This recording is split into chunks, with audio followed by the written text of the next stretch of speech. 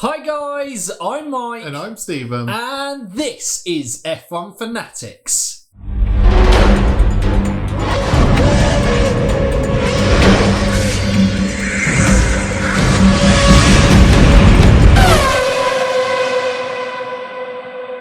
Welcome back to the podcast. Due to recent changes in the Formula One or Formula Uno environment, we are unsure whether F1 is safe to use. Nah, we're not going to go with the F1 podcast. F1, come at me, bro. Please don't. Please leave the podcast alone. Or we will become the only podcast on YouTube. And that's going to affect a lot of people's livelihoods and income. We won't be affected because we will become the podcast on YouTube. But, you know, people will be like, well, I have a podcast and I just talk about, you know, everyday life. Like, they're out the window because we're the podcast. The podcast. So we'd even have to maybe make recommendations about the chocolate you should eat at Christmas just to make us a more relevant the podcast. Is this where we go with this? Is this what we've been forced into?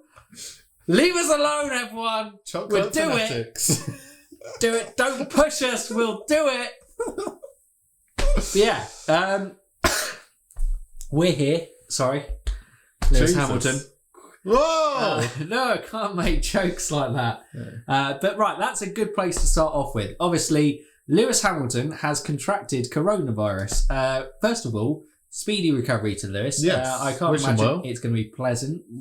He's got mild symptoms, so he's not completely asymptomatic. Yeah, like, you know, hopefully he doesn't feel too rough. And, well, luckily for him, he's got both championships wrapped up. Yeah, so that would be a pretty bad way to lose the championship. Yeah. How did you lose the 2020 championship? Got COVID, mate.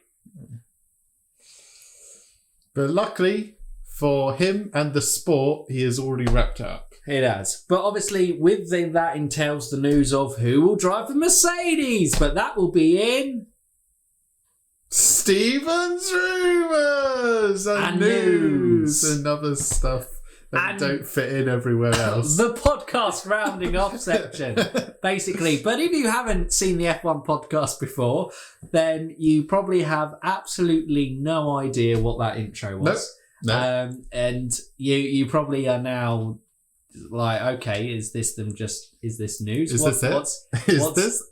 Is this it? We get a rant about being called the podcast. I'm not on that same page. Now they're just talking about waving their hands in the air. Whoa! But yes, that's what we do. But no, what we're going to do is we're going to review the Bahrain GP. Then we're going to look ahead to the Sakhir GP because we have a special guest on this week's podcast. Yes, we do. We'll come to that, but from Peter on Pole, it really should have been, we have Peter, because his name isn't Peter on Pole, it's Peter from Peter on Pole. I've got it right this time. It's Peter on Pole! Because that almost sounds like he's like Peter on Pole. From up... Okay. Excellent. God, we can't be allowed to do this podcast anymore. It's we got that to look forward to, but let's first. And we got Jonty's question. Yes, of course. Hey! And it joins our F1 love and IndyCar love. Yes. Together again. Together. Hey. Tough question. There we go. Brilliant. But yes. Happy. Are we jumping into the Bahrain Grand Prix? Let's look at it. Right, first one. Like we did at Drop. Sorry, Lewis Hamilton. First one, what we got to do with... I really can't do that. If I've offended anyone, I apologise. Obviously, it's serious. I don't have a cough. It's cold weather doesn't do me well. Lungs and stuff. Anyway. Doesn't make sense. Let's do it. Yes! Romain Grosjean. We obviously wish him... was in one of the most horrific modern crashes in modern history and walked away with burns to his hands, which obviously is not nice, but considering the state that his car hit the wall and went instantly into flames like a low budget action movie, you feared the worst. But, thankfully Romain Grosjean is okay. Testament again to the safety of the sport. Yeah, it's just unbelievable. I think this crash has just showed how far the safety's come on. Yeah. We got the fire clothing. He was in there for like 28 seconds, wasn't he, or something around there. And he's just come away with the gloves were the only thing that perished, because I think they only last 10 seconds. So no burns. So the fully fireproof outfit or whatever. The car, even though it's split in half, he's stayed intact, if that makes sense. And he hasn't damaged any of him, so he's been able to unbuckle everything in time and jump out the car. Like if you just look at it and you go, that shouldn't happen. How he just was able to get away with just burns on his hands. Yeah, so it's just an absolute testament. No to idea. Progress of technology in the field of safety in F1. Exactly, and it was scary and it shook a lot of people. And obviously, it might have been some people's first experience of seeing a really violent crash, because let's be honest, I don't think when we saw the replay, any of us were prepared to see the car ripped in half. No. Because I'm pretty sure when we saw the first reaction... So it showed... because it was showing all the cars come down and you saw the explosion in the background. Then you saw what turns out was half the car. But obviously in all the fire, I was like, okay, the car's intact. It's just fire. He should be okay. And then it turns out half the car was impaled in the railings. Yeah, I don't know. So obviously, yeah, that must traumatizing for people to see. And, I think I speak for a lot of people. You saw that and you went, oh my God. Yeah. I've just witnessed the worst thing that could possible, that someone has lost their life. So, yeah, thank God that Romain Grosjean has walked away. And I've actually heard that he's very keen to race in Abu Dhabi. Well, he needs like a send-off, doesn't he? No one would look harshly back on him giving up now. But I think he wants to have a send-off 10 years. Even though, are they having fans at Abu Dhabi? But it would just be, the whole thing. I think he wants to end the chapter in F1 not in a violent, crash, yes. Horrific crash. Yeah. Correct. But also means that if he's not fussed about getting back into a car after that, it probably leads to the... Well, I presume the fact that he wants to race in Abu Dhabi. Yeah. Means that I would be inclined to think that he will continue his racing career, like we suggested on the Indy Fanatics channel. That may be an IndyCar with AJ Foyt Racing or Dale Coyne Racing on that aspect. But yes, it's positive that I'm glad that Romain Grosjean's career isn't ended and he can still go and hopefully achieve other things in the world of motorsport. Yes. But yeah, on to the race itself.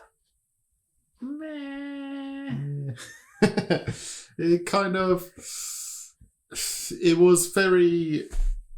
There weren't too many battles other than Sainz carving his way through the field. I have to say, the McLaren boys were probably... Yeah.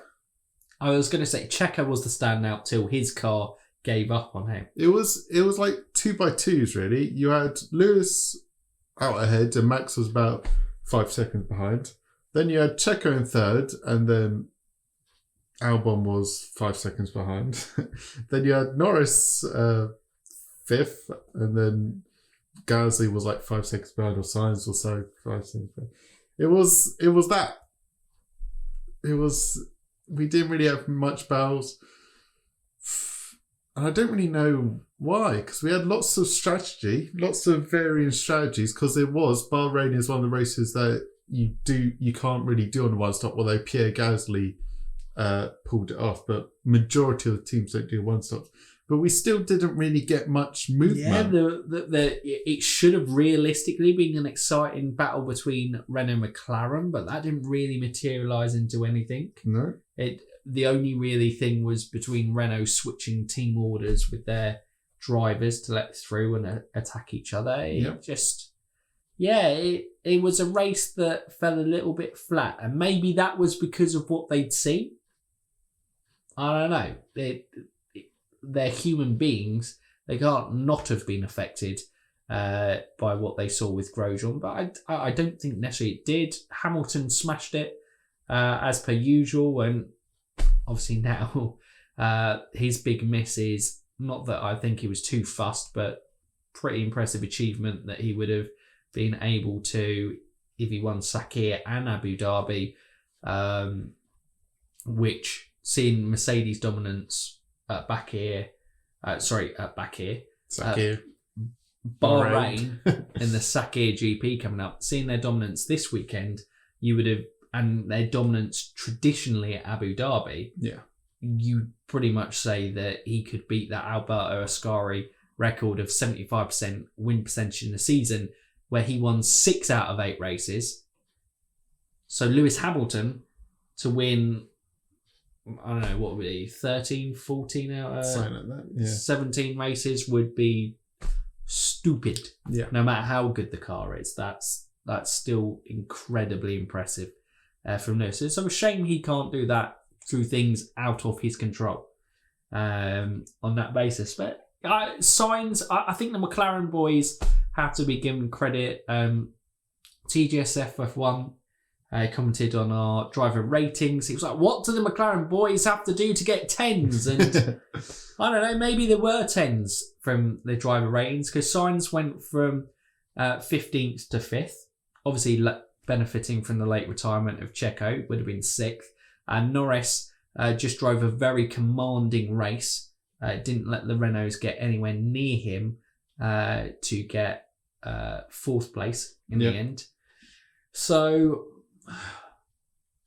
yeah, I think McLaren, in the weekend that we were going, I don't know what we're going to get from McLaren. Turns out we got something pretty damn good. They had the best car. Well, no, they didn't have the best car out of the midfield because that was Racing Point. Maybe McLaren's word is just because they finished behind Checo, and they finished behind Albon. Didn't really challenge either of those two. But probably that's the limitations of the car rather than themselves. They both drove fantastic. Yeah, unluckiest team of the weekend definitely has to go to Racing Point. Yep. I mean, Lance Stroll, through no fault of his own. Yes, obviously, he hadn't had a great start. It was poor, but you'd expect with the pace in that Racing Point car that he at least would have competed in strong points per finishes later on in the race. With the performance seen in that car, but got flipped by Kvyat, and it's a racing incident, but he's unlucky that his race was ended there.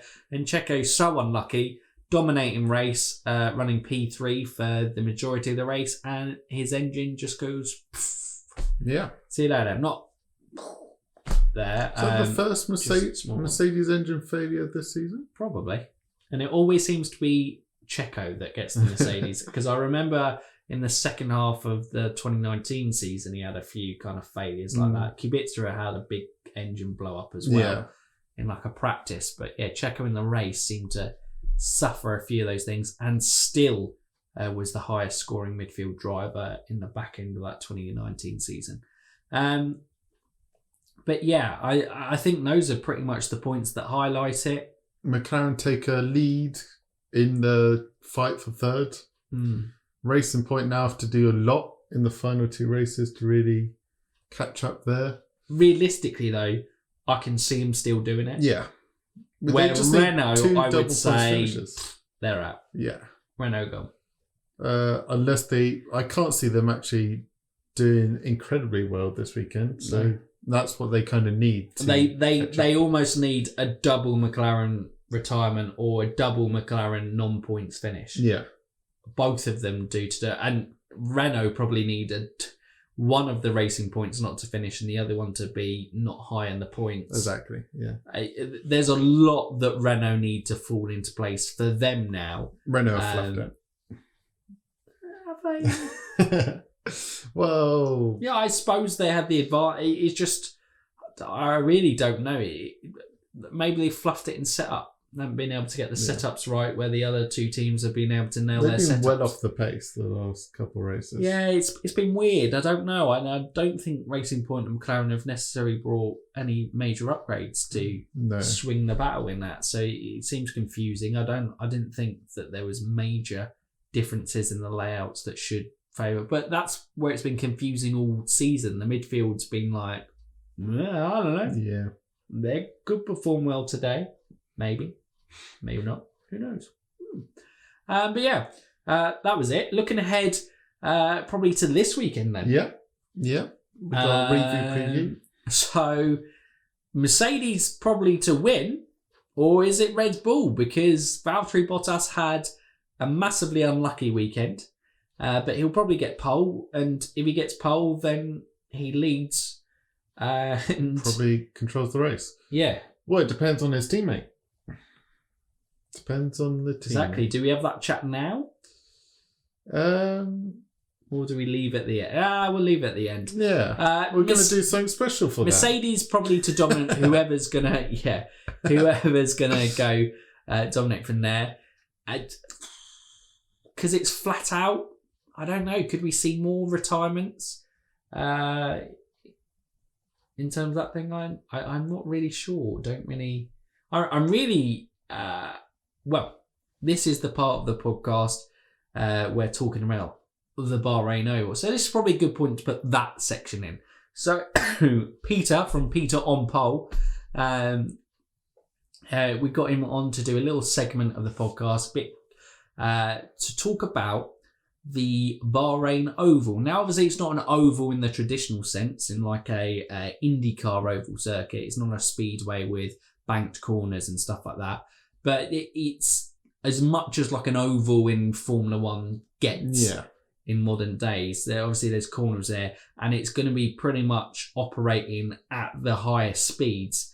Talking about there, but it's something that's a little bit different. It's something that variety. So here is the thoughts of me and Peter, and make sure Peter, great up and coming channel, and drop him a subscribe. We're going to leave all the kind of links in the description down below to his channel and social medias, so you can go and check him out as well. But enjoy that little discussion now. Right, so welcome to the channel, Pete. It's finally, we've been obviously talking for a while, sharing love of F1 and Arsenal for our sins on that front. But yes, we thought we'd finally get you onto the channel as a segment onto the podcast, and we're having an F1 doubleheader. We've just had the Bahrain GP. We're actually recording this before the Bahrain GP, so we have no idea what's going to go on the normal circuit. But wearing a Ferrari top here, I'm going to go for, I don't think it's going to go well for them, but if it does go well, how amazing would that be? But yeah, we're going to talk about the second one, the Sakhir GP, I think it's going to be called, so which essentially looks like an oval. Essentially, so we thought we'd get on to talk about the unique aspect, because it's been many years since there's been an oval on the F1 calendar. So Pete, what are your thoughts on the Bahrain Oval? I tell you what, that Ferrari hoodie, I'm not too sure, man. I don't know if you're going to give any good luck to them, because I mean, this is going to be a power circuit. You know, you're sort of comparing it to, say, the Oval of Monza. Could you imagine the Ferrari in that circuit there? It's going to be absolutely hellacious to watch. I think I'm looking forward to it. It's something different, you know. It's something that we haven't seen for a little while. It will be a good. I wonder if they will be able to keep it long term. Let's see how this weekend goes. I hear you can do the lap in under a minute or something like that. So that is a very, very fast, powerful circuit. I'm looking forward to it. I think it's going to be. I like the Bahrain Grand Prix in general. So. You know, they didn't even need to change much of it. But I think seeing what, you know, I'm wearing a McLaren top, and I don't see necessarily they're going to have a great day either on that circuit. But it should be absolutely. I'm fascinated to see it. I'm fascinated to see what it's going to look like. Mercedes are gone, by the way, aren't they? They've really. Yeah, Mercedes are lapping the whole field a several amount of times. This is getting embarrassing on that aspect. But yeah, we'll try not to talk about that much aspect in terms. Lewis is he's trying to get the all-time highest percentage wins in a season, I think. Well, let's see. He might have already helped achieve that with the past Sunday just gone. But variety, absolutely. I think you bang on. I think it's going to be a really interesting one to see. Obviously, people who watch the channel know that we've got into IndyCar recently, and one of the big ones we recently did IndyCar versus Formula E video with Dan from F1E Reviews. And one of the big things for me is IndyCar has that variety, and is the ovals, the street tracks, the road, the kind of race tracks as well. That combination is a really interesting challenge, and I like the aspect of, I don't know what it's going to be like. Obviously, this year the Mercedes is so far ahead of everyone, so we'd assume that.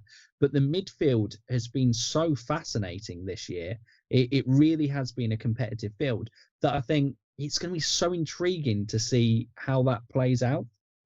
Yeah, it's one of those. That midfield battle is going to be really what we're all going to have our eyes on, and see who is going to actually do it. Because Racing Point, you say, has the pace. It's just whether the reliability is there.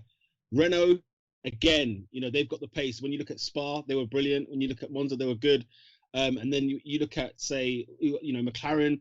You don't know what McLaren you might get this weekend. One weekend they overperform, another one you sort of think they perform at their level, but everybody's a bit disappointed because of how well they've done.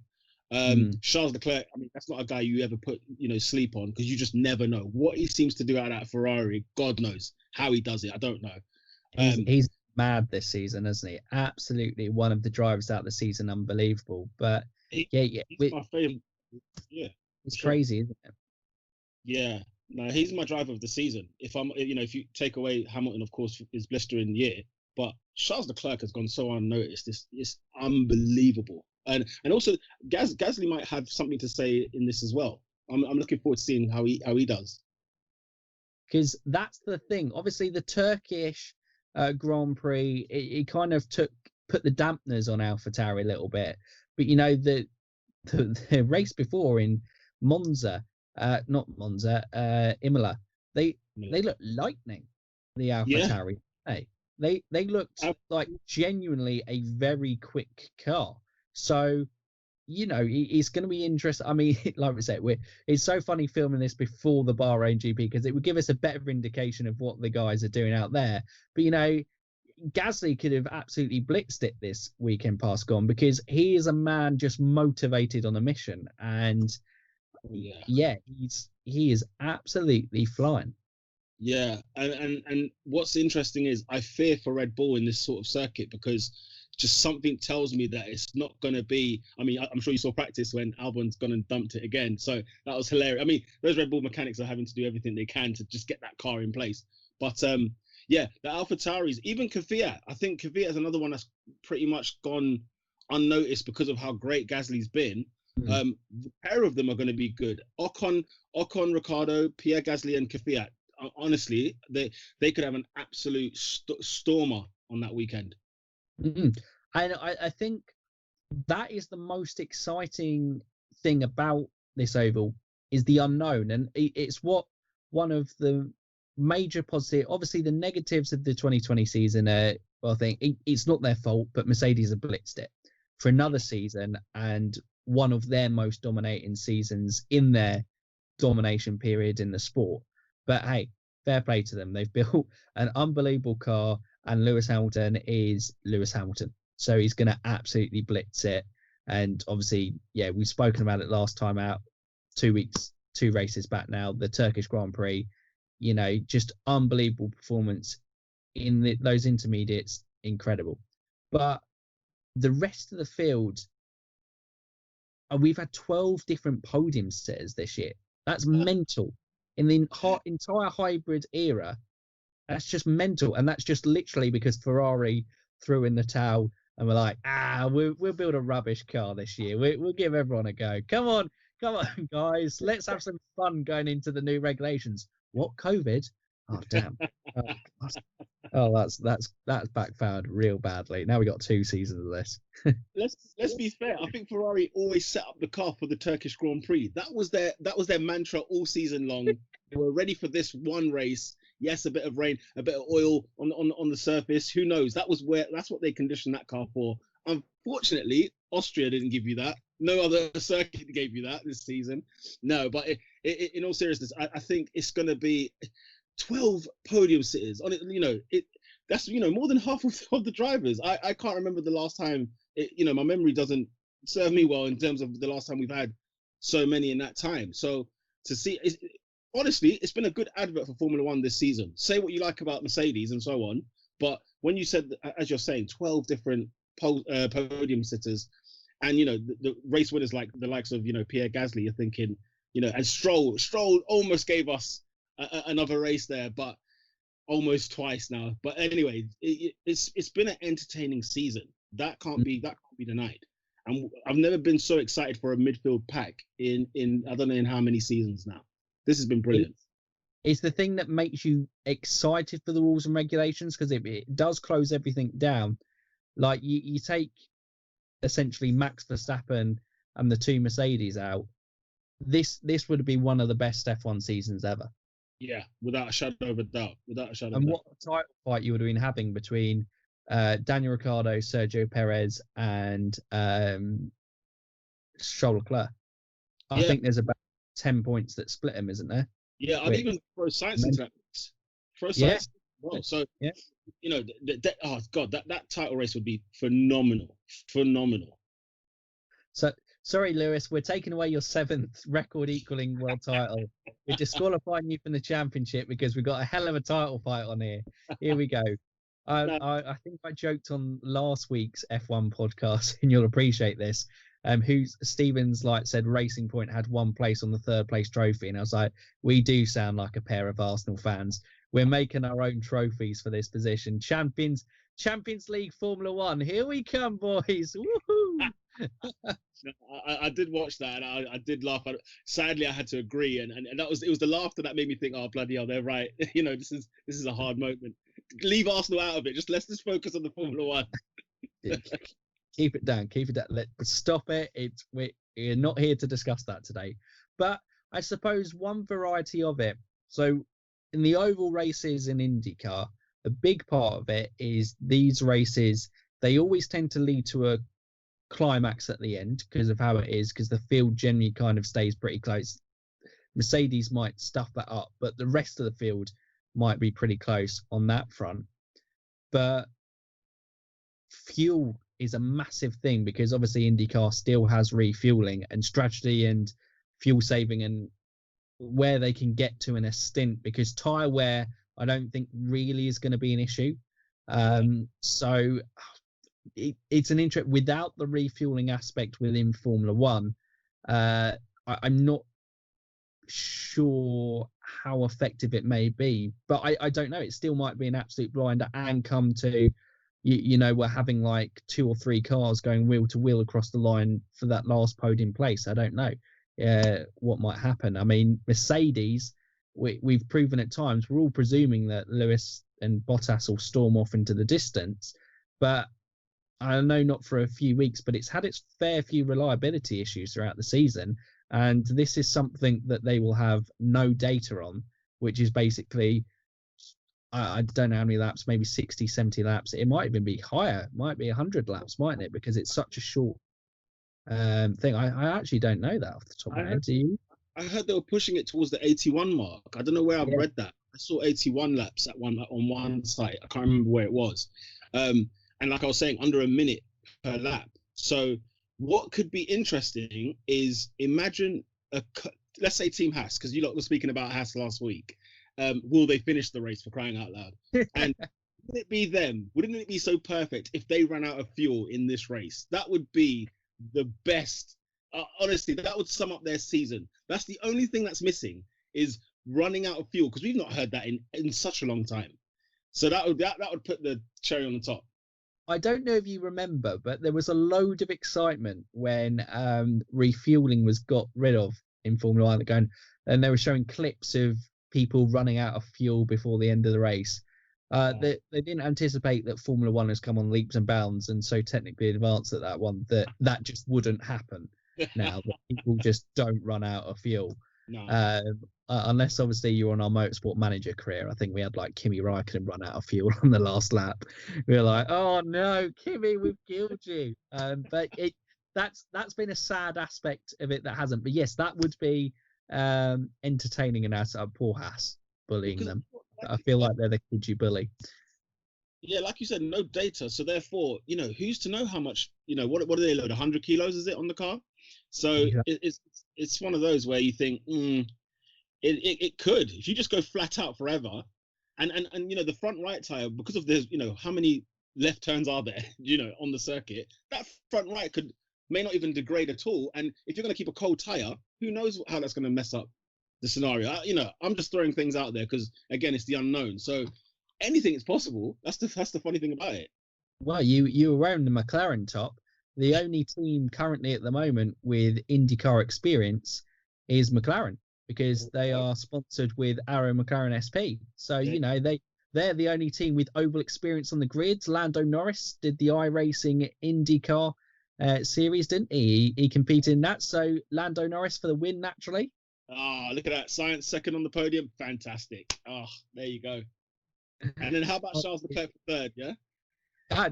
Absolutely, mate. Absolutely. Because Ferrari are already putting in their plans for IndyCar, obviously. But it would be, I think this is a real test to see, with F1 going up to as much as 23 races in a seasonal year. That's obviously what's planned for 2021, which is mental. We seem to have skipped 22 races and just gone, screw it, we'll skip straight to 23. As I go, bloody hell. Yeah. This is getting a lot. So I think for F1 to stay interesting and relevant, they've got to add a bit more variety. And if this is a success and adds a little bit more intrigue and interest to a race, and I think especially from the 2022 regs on, when hopefully it closes up, these type of races could be interesting. It would be interesting maybe to see some more oval-like races on the calendar. Yeah, I mean, do you fear that could get boring as well, it being more oval style, because it's a case of, I mean, like you said, hopefully the cars do stay bunched up together until the final laps, and then we get a bit of entertainment at the end. But I do wonder that if it's, is there less skill required? Is there less sort of strategy thinking required? Because if your car is if you've got the pace, how much strategy do you really need for an oval type circuit? Or unless I'm completely missing the mark here. What do you think? Well, I'd completely agree with that. I'm going to use the IndyCar experience that I've got now, and it's such a unique challenge because, right, so we take the Indy 500, like the biggest oval race that people know about. Right, so qualifying this year, that you take your average speed over 4 laps. So that was 235 miles per hour that they were going around constantly for 4 laps, right? Yeah. So you're now talking about F1, which is quicker than IndyCar. Okay. Yeah. So on this basis, driving at that speed means, and how you take the corners is incredibly difficult, because if you get the angle slightly off, at that speed, the car becomes so unstable, and it's slapping a lot more downforce on. So you don't want more of them to come, but as an extra intrigue, maybe like a couple of races a season, to be on it. Obviously, IndyCar tend to have their speedways more of banking as well. So obviously the only track on the calendar with any substantial backing now is Zandvoort, which we haven't had yet, but obviously we're going to have next year. So I think it adds a really interesting intrigue. But I don't know whether not having the refueling, because a lot of IndyCar is the strategy, because you can literally have, with a caution, a guy running at the back, but because he's on a better pit stop strategy on his tyres at the time, he then jumps to the front of the pack. You can literally go from last to first in oval races, which I think for some fans, they would find exciting. Okay. You've brought up a good case then what you're doing though, you're setting us up for failure. You do realize that, right? With all the sight. I am. It's not a proper speedway, so I don't know how good it'll be, but I'm intrigued. That's all I'm saying. I think we've at least got to see this as a bit of intrigue and see what it will like. I think it's going to be interesting on that aspect. That's for sure. Yeah, absolutely. I'm looking forward to it. Will it be at night as well, or do you think they might mix it up and bring it a bit earlier? interesting because we haven't had a day race in Bahrain for a long while, have we? No. Maybe about 2014, 2015 might be the last one. I It could think even so. be earlier than that. Because my first memory of a night Bahrain race, I think, was when Rosberg took the title. But I'm sure they've had it seasons before that. I'm sure they. That'll be because watching practice earlier 3 before last week's Grand Prix, seeing them race in the day, practice in the day, it kind of brought I was quite pleasantly surprised by it. I like the nights, but it was a good different mix, and that's what we want to see. We want to see something different, no matter what it looks like, no matter what it is. To be fair. Hotter tyre temperatures as well could definitely add into that tyre degradation. So be very interesting actually on that. But I think probably rounding off our thoughts on the ovals. Well, I'll let you. What's your final thoughts on this oval race in the Sakhir GP? My final thoughts is I want there to be look, the circuit is wide, isn't it? The track's quite wide open, so there's overtaking opportunities plenty. So what I want to see is entertaining racing. I think we will get that. Let's leave Mercedes alone, let them go. It's fine. We'll have our little midfield pack and battle along in that way, and from there I think it's going to be very, very interesting to see. I'm looking forward to it. A lot more of an oval style race than what we've had this season. It's a different mix. And in fact, bringing this onto the calendar this year makes them have a good chance for that 4th race next season. They're making themselves like you said, you need variety.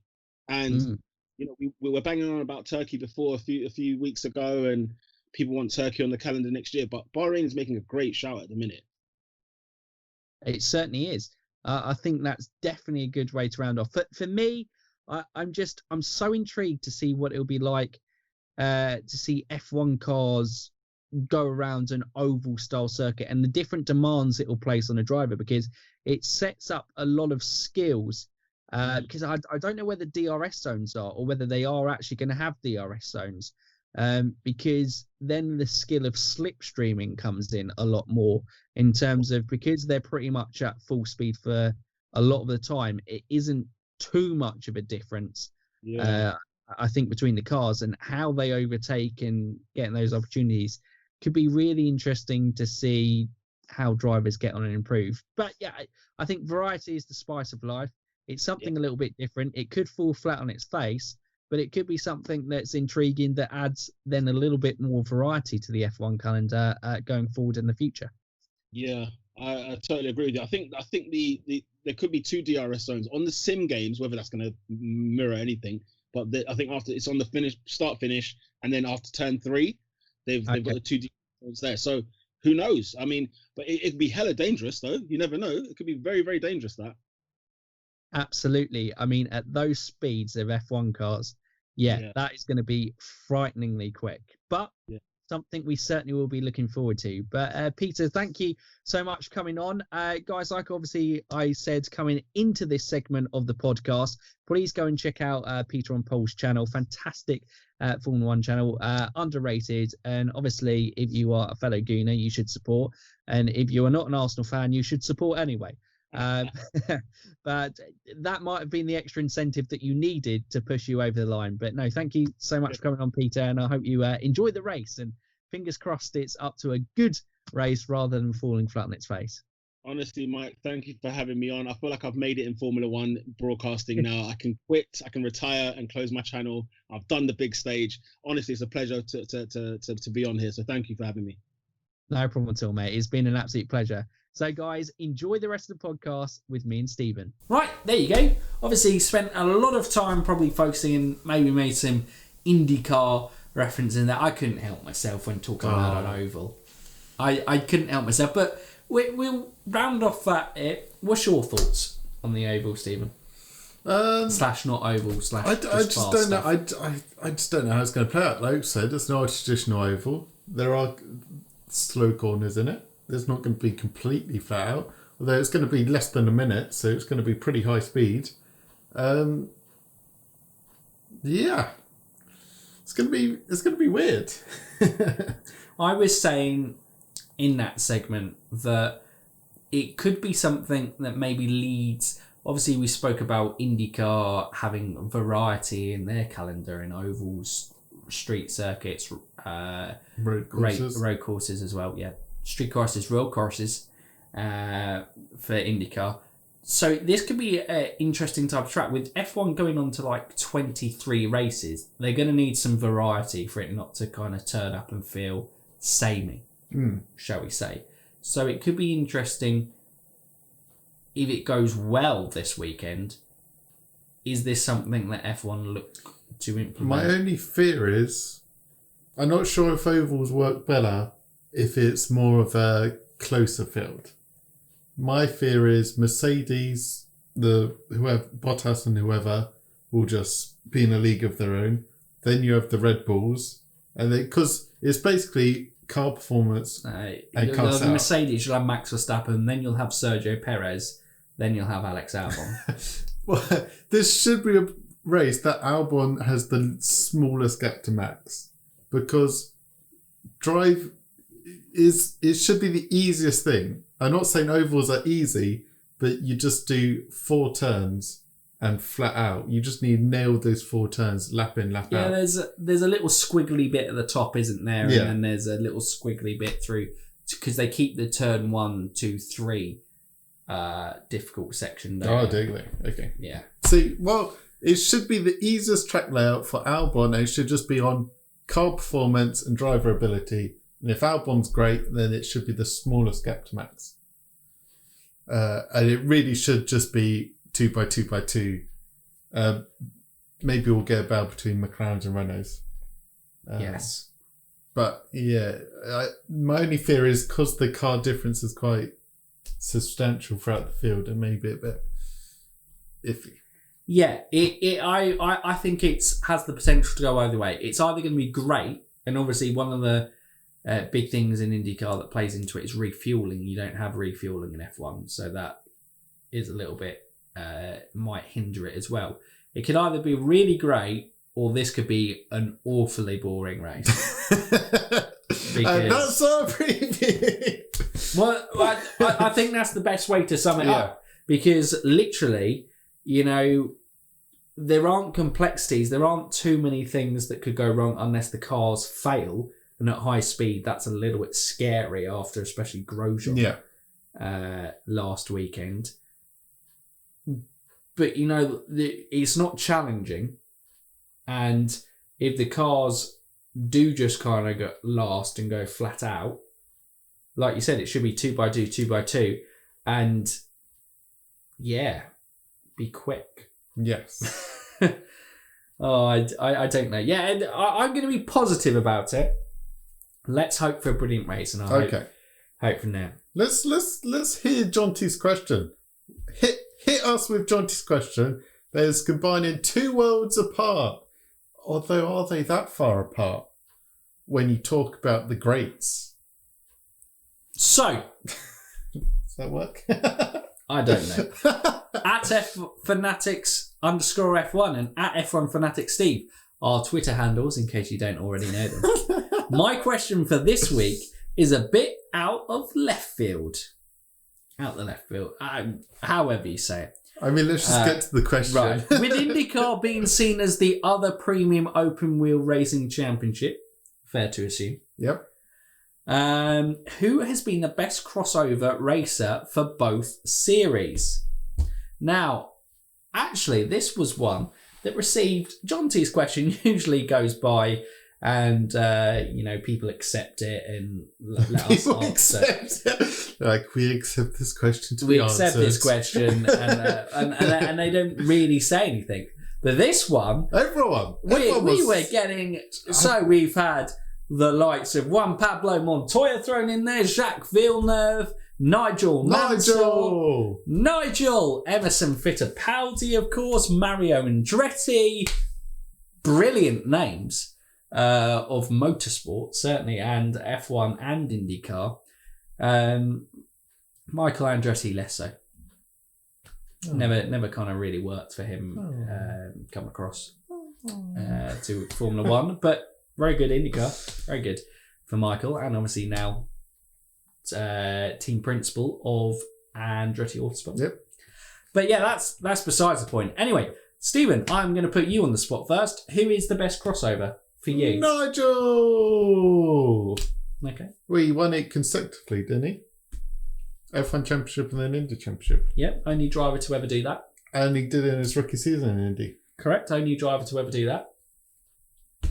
Only driver. Yep, brilliant.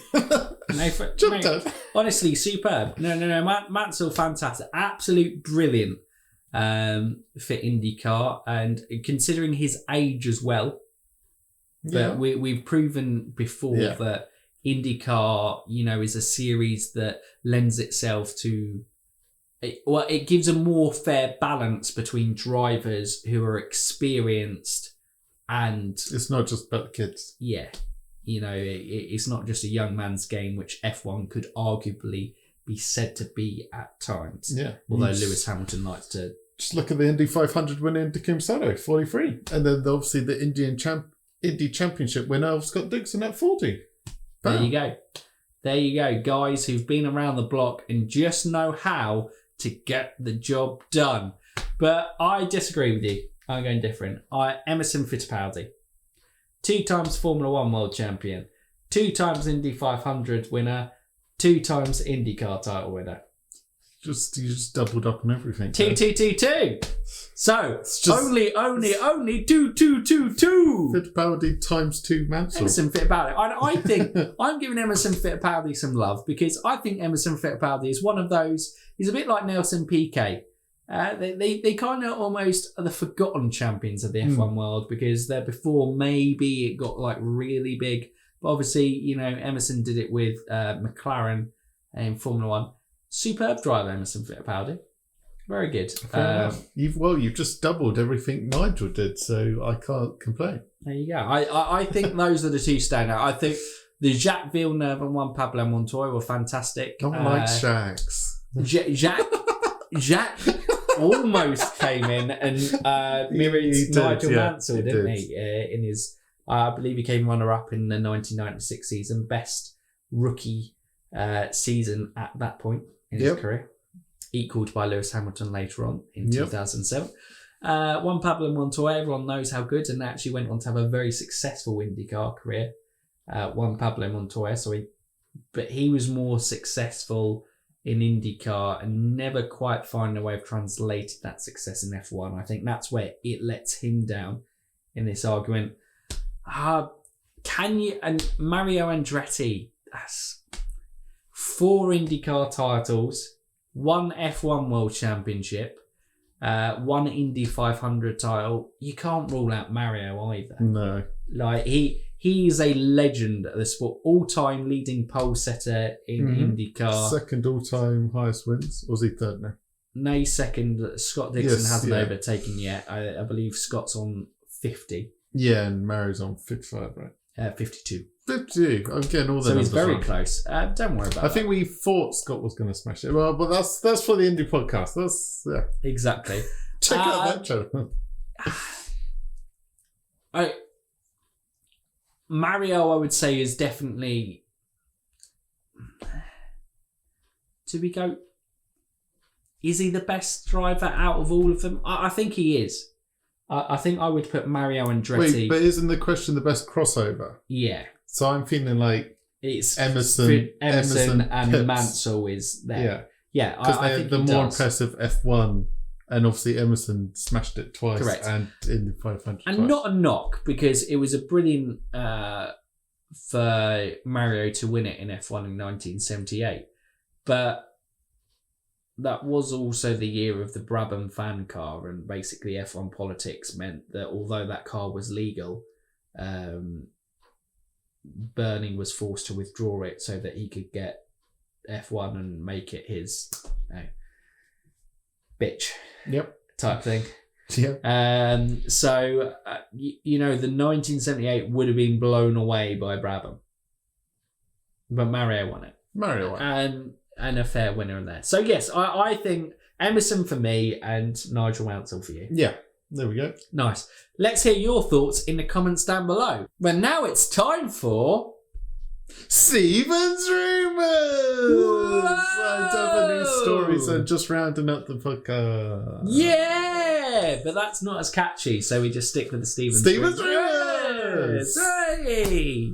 But first, starting off, we've got an exciting race for you.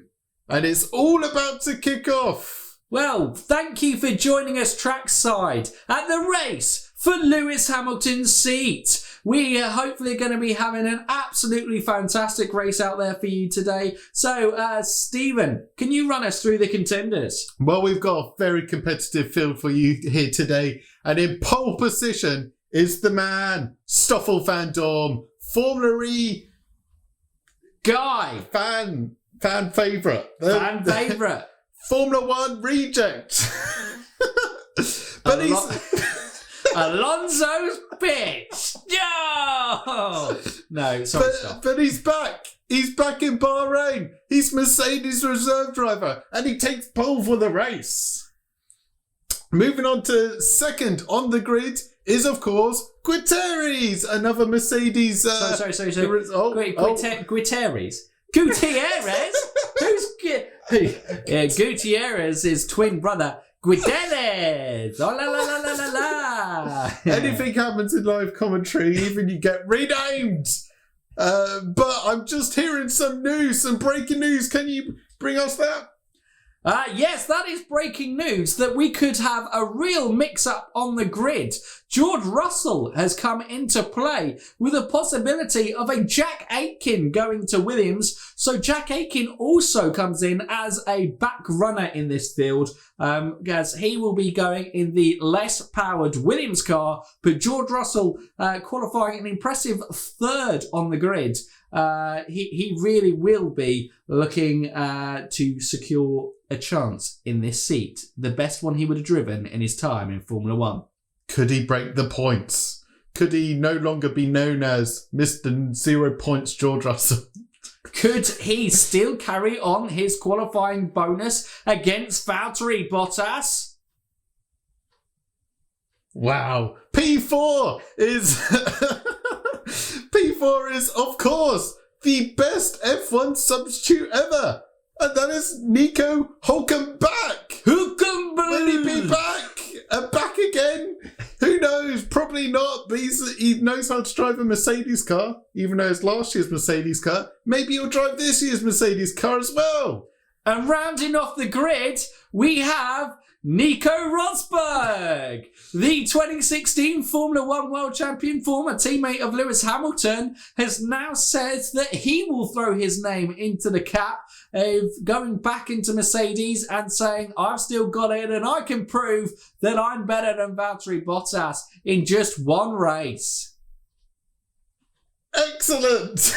Shall we start this race? Whoa, no, wait, there is a late contender. Another one? He's pushing his own car onto the grid because no one wants him on the grid. It's Louis Delatraz.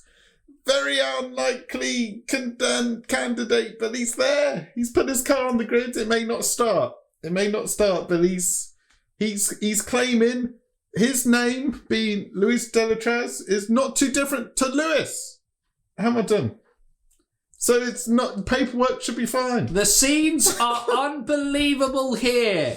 We cannot believe what a top grid that we have.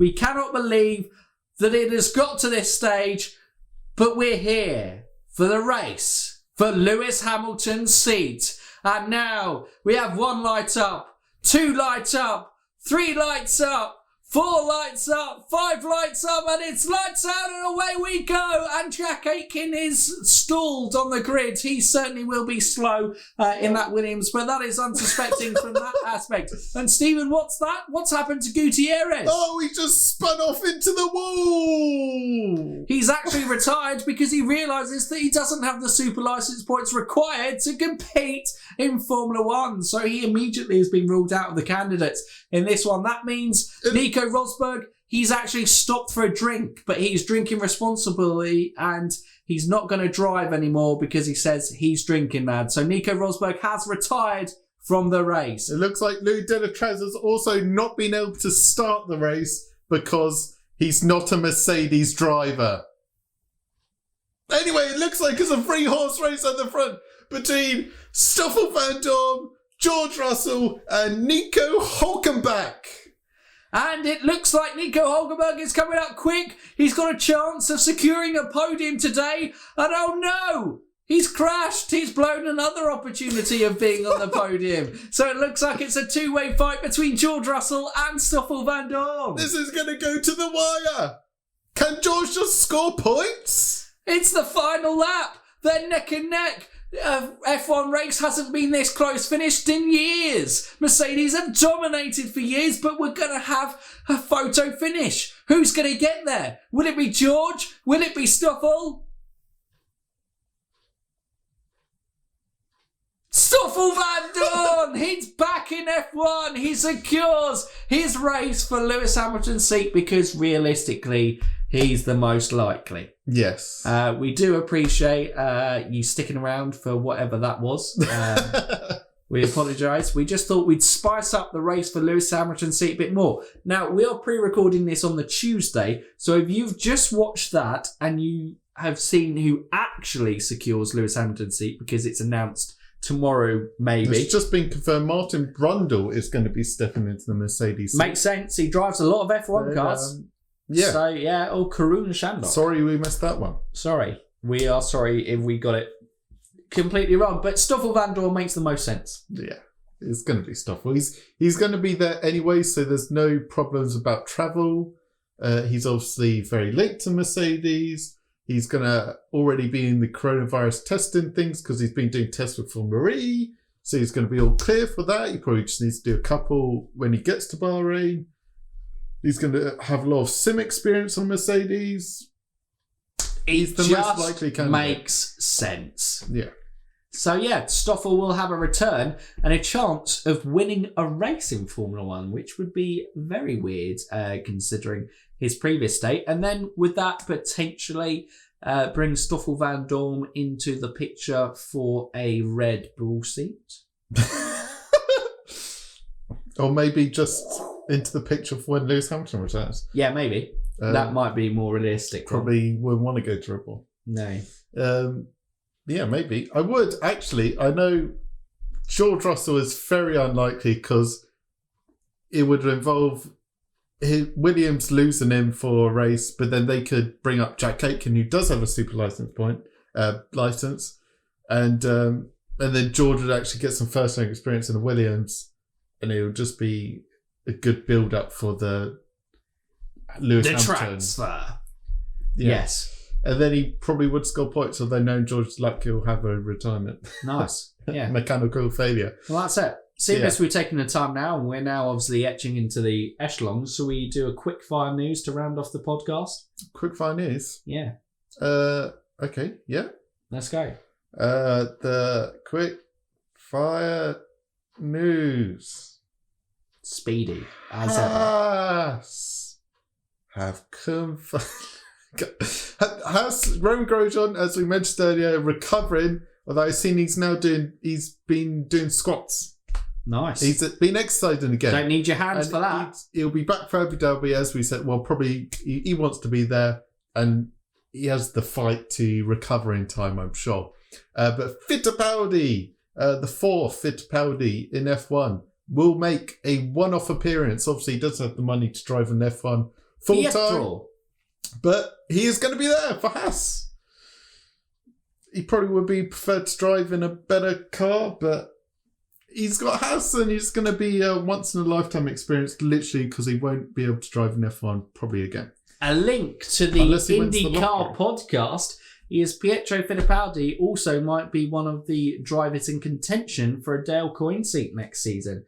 So if he impresses here, could help out securing that. And obviously, as discussed earlier in the podcast, the Fittipaldi name has history in both F1 and IndyCar. He was a pretty decent guy. But a driver that was announced. Yes, Haas have announced Mazepin will be the 2021 driver. Of course, he's not going to be stepping in this weekend because he's still in contention for that F2 title. But yes, he's confirmed. I'm going to step in here. I feel sorry. Mazepin, yeah, I know, like, I think Josh has stated, maybe questionable type of person is. I don't really know what type of person Mazepin is. What I've seen from him, though, this year in a high-tech car, I didn't expect him to do well at all. But he's actually driven fantastic in this season in Formula 2. And there is talent to Nikita Mazepin. He has ability behind the wheel. And I feel a bit hard for him. The news was announced and the general feel was it's not Callum Ilott, and disappointed and, playing down on him. Let's be fair. Callum Ilott, talented young driver as well. I understand a lot of people were fans of him and disappointed in that as well. But Nikita Mazepin is also a talented driver. Hasn't been in a good as car as Callum or team as Callum Ilott this season, considering it was High-Tech's first season within Formula 2. And he's driven fantastic, some superb performances from the young Russian driver. So yeah, and who knows, he may be able to lift Haas to better performances because of that money that he brings. And yes, he is a paid driver. He is someone who comes with financial backing. Yes, people get frustrated that happens. But hey, motorsport's expensive. Paid drivers have always been a part of the sport. They always will be a part of the sport, because if you've got drivers of similar ability, and you could probably say that Nikita Mazepin and Callum Ilott are of similar ability, certainly if you compare across, Callum's a very quick qualifier, but Mazepin has pretty good racecraft in that aspect. Mazepin also comes with a very fat paycheck. Yep. So that's going to help Haas. And more competitive teams, the better the show. Exactly. Like we've seen with Racing Point and Lance Stroll. Exactly. They've just been on the up. On the up. Yeah. Moving on up. Next story. There we go. No, I think that's it. Have I missed anything? No, yes, I have. Because, bit of F2 news for you. Oscar Piastri has been confirmed for racing for Prema in F2 in the 2021 season, which Mick Schumacher widely regarded to be securing the other Haas seat. Wasn't confirmed, which seemed a bit weird not to confirm him at that, but I don't know if that was maybe felt that it might distract him from his title push in the weekend that he's going to be announced next week. But essentially, Robert Schwartzman will be in the other Premier seat, so Mick Schumacher's gone, so connecting the dots together, he will be in the other Haas seat. But yeah, congratulations on the F3 champion, Oscar Piastri, getting his promotion into Formula 2. Yes. Then that's it. This is called the F1 podcast. That's why I didn't include it in my news section. Boom. Get out of it, feeder series. Not care, feeder series. Get out of it. Don't. Well, obviously, I suppose that was it. It was an exciting weekend in the feeder series. Yeah, be sure to actually, it's the season finale this week. There's about 5 people in contention for the title. I believe that there may even be more, because I know Yuki's like 5th and he's still mathematically. I know the title fight's like between Callum Ilott and Schumacher, but double retirement, which you don't know, really does bring other people into play, and their rivals take advantage. It's certainly the case, but realistically, it's the battle for those super license. But Mazepin I feel like they've gone from there. But Yuki Tsunoda, a key player in the second AlphaTauri seat. Really unlucky weekend. Qualifying didn't go well, but drove fantastic to get to P6 in the feature race, and then was clipped by Marcus Armstrong, giving him a puncture early in the sprint race, which stuffed him and meant that he fell down to 5th after starting the weekend in 3rd. But in a strong weekend, he still can get the super license points required. Yeah. And the title, although Mick Schumacher still maintains a points lead, Callum Ilott did look the stronger of the 2 drivers over the weekend, though did, for himself, frustratingly bottle a chance to capitalise it on locking up into turn 10, I think it is. Details, minor details. Whatever. But yeah, check it out. Exciting finale. Check it out. On the Oval. / not really. And I think that's about it. That's it. That's it from the F1 podcast. We're done. We've given you enough. It's been long enough. Hope you've enjoyed it. We've enjoyed it. So yeah, woo, thumbs up. If you're new around here or haven't done so already, what can they do? You can like, subscribe and ding that bell. Ding it. Comment down below with all your thoughts on everything discussed in the F1 podcast. So we are expecting lots of essays. Yep. Lots of essays because we've discussed lots today in a jam-packed version of the F1 podcast. So for now, you F1 fans, keep racing.